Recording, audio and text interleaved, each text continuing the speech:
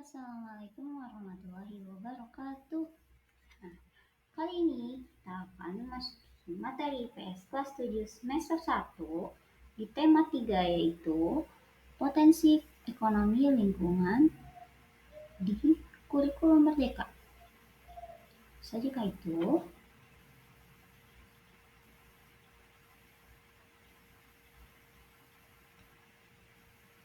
Oke, kita lanjut ke tujuan dan indikator capaian pembelajarannya. Ada 7 poin ya. Yang pertama, menjelaskan potensi sumber daya alam. Kedua, mengidentifikasi faktor yang menyebabkan perubahan potensi sumber daya alam. Yang ketiga, menguraikan aktivitas kehidupan masyarakat masa Hindu-Buddha dan masa Islam. Yang keempat, ada mengidentifikasi kegiatan ekonomi masyarakat. Kelima, menganalisis peran masyarakat dalam rantai perekonomian. Keenam, menjelaskan status dan peran sosial. Dan terakhir, menjelaskan diferensiasi dan stratifikasi sosial. Nah, di part pertama ini, saya bakal ngejelasin tentang poin 1 dan poin 2 dulu aja ya, karena lumayan materinya cukup banyak. Jadi khawatir terlalu panjang durasinya, jadi makanya saya menjelaskan yang nomor 1 dan nomor 2. Oke, ini adalah sumber daya alam. Nah, sebelumnya nih, sumber daya alam itu sebetulnya apa sih? Di sini adalah merupakan segala sesuatu yang terdapat di permukaan bumi serta dapat dimanfaatkan oleh manusia untuk memenuhi kebutuhan hidupnya. Catat ya, untuk memenuhi kebutuhan hidupnya. Pada dasarnya seperti itu. Nah, berarti apa-apa yang ada di alam dan bisa dimanfaatkan oleh manusia untuk memenuhi kebutuhan hidupnya itu adalah disebut sumber daya alam.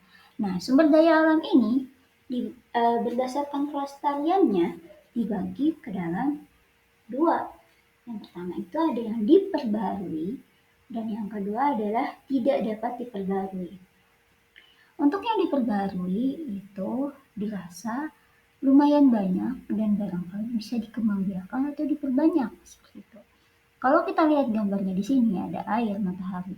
Otomatis kalau air sama matahari tidak bisa diperbanyak ya. Maksudnya di situ dia jangkanya cukup panjang. Untuk air sendiri dia tidak diperbanyak tapi tetap ada. Misalnya kita dengan menanam pohon di situ bisa menyerap air. Nah, untuk yang lainnya seperti buah-buahan, sayuran, tumbuhan, dan juga hewan, itu bisa kita kembangbiakan atau kita perbanyak, yang disebut dengan diperbarui. Nah, untuk yang tidak dapat diperbarui, itu merupakan sumber daya alam yang dirasa terbatas. Dan untuk menunggu lagi persediaannya, itu menunggu waktu yang cukup banyak. Cukup lama, maaf. Nah, seperti di sini gambarnya ada minyak bumi, gas bumi, terus ada permata emas kayak gitu. Itu adalah barang tambang yang sekiranya sulit untuk diperbanyak gitu kan. Kita hanya mengambil, lalu ketika lahan tersebut sudah kita ambil semuanya, habis. Seperti itu.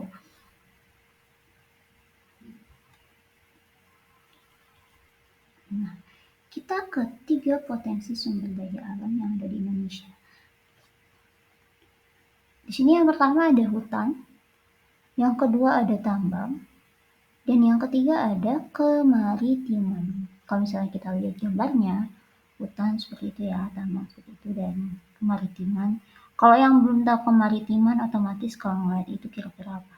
Laut ya hubungannya. Nah, klasifikasi hutan di Indonesia ini ada 3. Yang pertama itu hutan produksi, hutan lindung, dan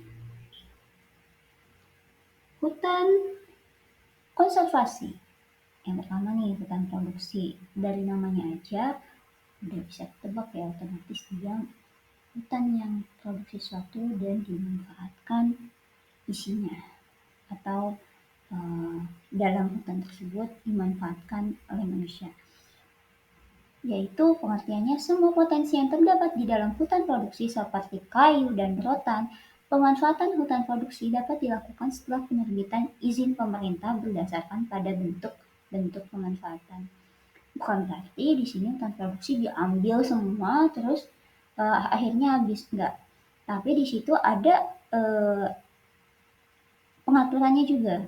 Diambil tapi ditanam kembali, diambil tapi ditanam kembali seperti itu.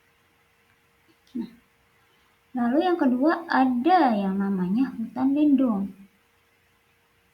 Hutan lindung ini memiliki peran strategis dalam melindungi sistem daya dukung lingkungan hidup. Manfaat hutan lindung yaitu mengatur suplai air, mengendalikan erosi, mencegah banjir, mencegah intrusi air laut, mempertahankan kesuburan tanah, dan menyediakan suplai makanan dan energi untuk kehidupan manusia. Jadi sesuai ya dengan namanya, hutan lindung yang memang harus dilindungi gitu. Yang ketiga ada hutan konservasi. Hutan konservasi dapat diklasifikasikan menjadi kawasan suaka alam dan kawasan pelestarian alam. Kawasan suaka alam sendiri dibedakan menjadi kawasan cagar alam dan kawasan suaka marga satwa. Sedangkan kawasan pelestarian alam diklasifikasikan menjadi kawasan taman nasional, kawasan taman wisata alam, serta kawasan taman hutan raya. Cakupan wilayah hutan konservasi dapat di daratan maupun di perairan. Seperti itu.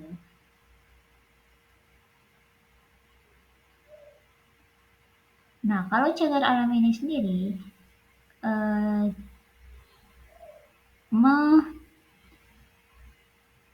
pokoknya kalau hutan konservasi otomatis tidak hanya floranya, tapi faunanya juga dilindungi, satwanya juga harus mendapatkan pembinaan gitu ya.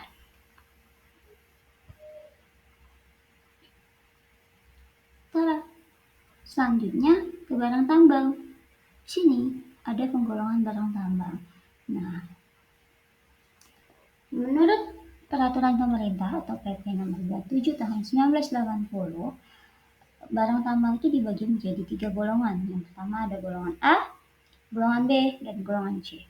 Nah, untuk golongan A atau biasa disebut strategis, kalau kita lihat gambarnya, itu adalah minyak bumi ya, yang bermitra dengan pemerintah, yang memang pemerintah mengelolanya.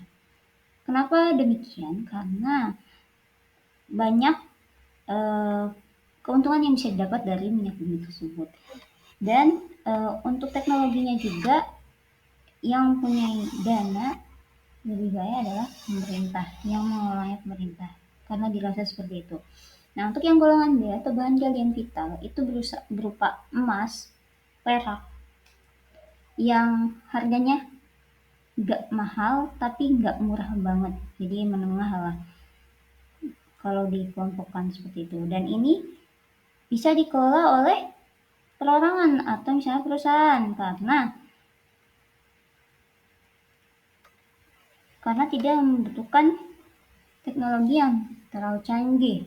Terus seperti yang kita lihat itu diayak-ayak si pasirnya nanti kelihatan emasnya gitu kan. Itu yang tradisional atau yang sederhana. Untuk yang golongan C yaitu bahan galian industri. Ini adalah bahan bangunan. Kalau kita lihat gambarnya itu adalah pasir, batu, nah seperti itu. Pokoknya itu adalah golongan C yang rata-rata harganya itu lebih rendah dibandingkan golongan A dan golongan B. Nah, di sini ada SDA kemaritiman dibagi ke dalam ketiga jenis. Nah, yang pertama adalah perikanan, kedua energi kelautan, dan ketiga wisata bahari. Untuk perikanan, nah kalau di sini kan perikanan jelas-jelas yaitu goalsnya atau tujuannya itu buat dimakan ya kayak gitu. Hasil tangkapan nelayan. Nah, yang kedua ada energi kelautan yang bisa dimanfaatkan untuk suatu energi bisa ke dalam listrik ya, seperti itu. Biasanya yang digunakan adalah berupa arus ombaknya atau enggak gelombang lautnya kayak gitu. Dan katanya sudah diterapkan di Sumatera kalau nggak salah, tadi baca artikel apa masih rencana. Yang ketiga ada wisata bahari. Kalau kita lihat wisata ya, wisata bahari, wisata kelautan, biasanya ada snorkeling, diving, perahu, pantai, itu masuk ke dalam wisata bahari gitu ya. Itulah karena sebetulnya di Indonesia ini lebih banyak lautannya daripada daratannya. Jadi kita kaya banget akan wisata bahari atau kemaritiman ini. Gitu. Nah, sebetulnya apa sih yang menyebabkan perubahan potensi sumber daya alam? Kalau misalnya dipikir-pikir nih ya, kita emang sekarang masih banyak ya kayaknya sumber daya alamnya. Tapi di balik itu semua sebetulnya sudah banyak yang berkurang. Nah, pemanfaatan sumber daya alam ini kalau misalnya terus menaik karena kebutuhan, itu bisa terjadi eksploitasi.